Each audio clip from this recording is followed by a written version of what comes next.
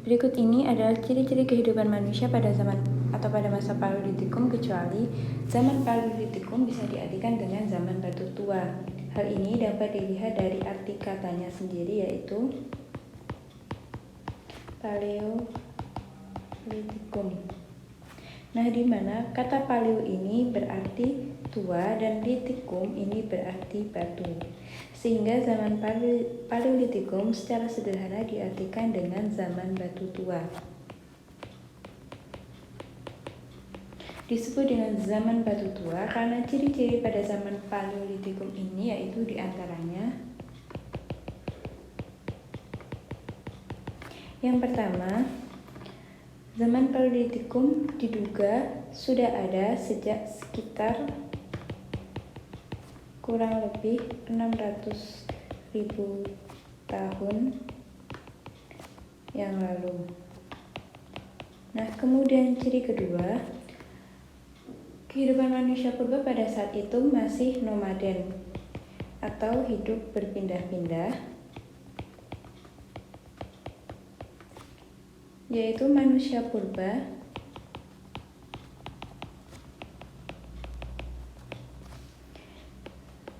berpindah-pindah atau hidupnya berdasarkan keberadaan sumber makanan.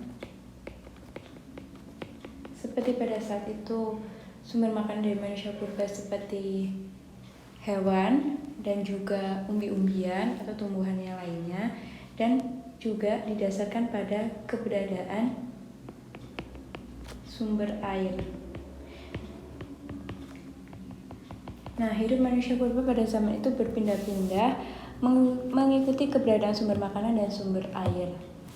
Kemudian ciri yang ketiga, karena hidup berpindah-pindah, manusia pada saat itu hidup dengan berkelompok kecil.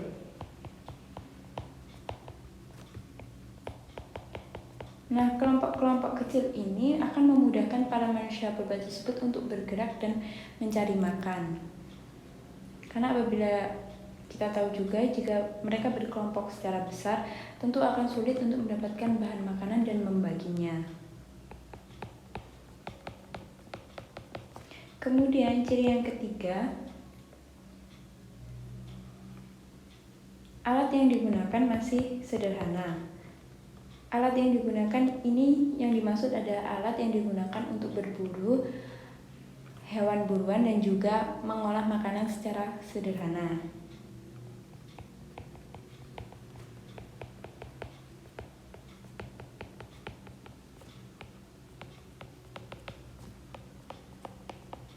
Nah, contoh dari alat yang berkembang pada zaman Paleolitikum ini diantaranya yaitu kapak genggam dan kapak perimbas.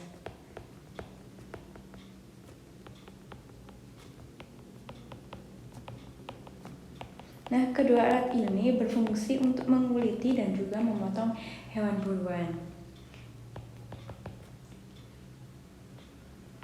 Kemudian manusia pendukung dari kebudayaan atau dari zaman Paleolitikum ini adalah Pithecanthropus erectus. Nah, Pithecanthropus erectus ini diduga hidup pada zaman Paleolitikum.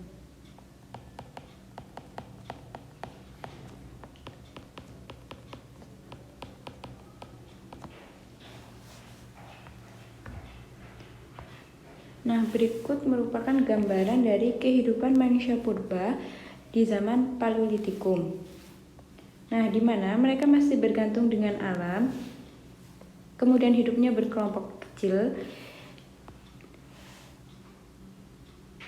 Nah, mereka akan berpindah-pindah jika sumber makanan di satu tempat itu habis, mereka akan mencari tempat berlindung dan tempat sumber bahan makanan yang lain. Nah, ini gambar yang kedua merupakan gambaran dari manusia purba pada zaman Paleolitikum dalam membuat alat kebudayaan atau alat-alat yang digunakan untuk menangkap hewan buruan. di mana alat-alat yang digunakan seperti batu ini pun masih diolah secara sederhana, di mana tujuannya hanyalah untuk batu tersebut bisa membunuh dan juga untuk memotong hewan. Kemudian pada zaman Paleolitikum ini juga diduga sudah ditemukannya api. Nah, berdasarkan gambaran dan penjelasan tersebut dapat kita ketahui yang bukan merupakan ciri pada zaman Paleolitikum adalah yang B, yaitu sudah mengenal pola kehidupan kesukuan. Kenapa? Karena pola kehidupan kesukuan ini berkaitan dengan kehidupan manusia purba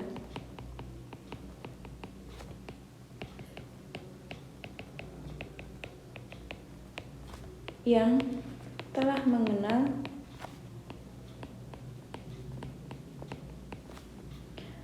pembagian kerja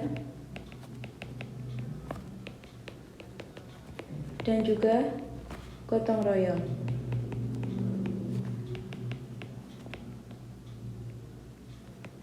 Nah, kehidupan pembagian kerja dan gotong royong ini terdapat pada atau mulai muncul pada zaman Neolitikum.